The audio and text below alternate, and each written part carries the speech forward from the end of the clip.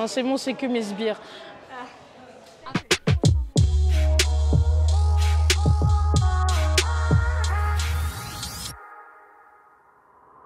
Donc bonjour, je m'appelle Mathilda, j'ai 30 ans, j'habite à Aubervilliers et je suis étudiante et je souhaite devenir volontaire pour les JO 2024.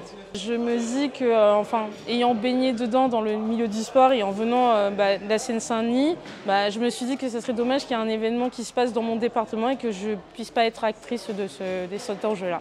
Je serais soit sur de l'organisation parce que c'est vrai que c'est quelque chose que j'aime beaucoup et j'aimerais aussi, pourquoi pas aussi tout ce qui est aiguiller les athlètes, enfin les accréditations, etc. et tout, et même accueillir les étrangers parce qu'après, quelle meilleure personne d'une personne qui est issue du 93 pour dire un petit peu où se trouvent les sites, etc. et tout. Donc, voilà. J'aimerais que ça m'apporte vraiment une nouvelle ouverture de ce que je vois à travers le monde. Et c'est vrai que de voir vraiment les JO à l'intérieur sur mon territoire, je trouve que ça va m'apporter un plus au niveau de mes études plus tard, au niveau de mon travail et de la manière dont je vais être dans des années après.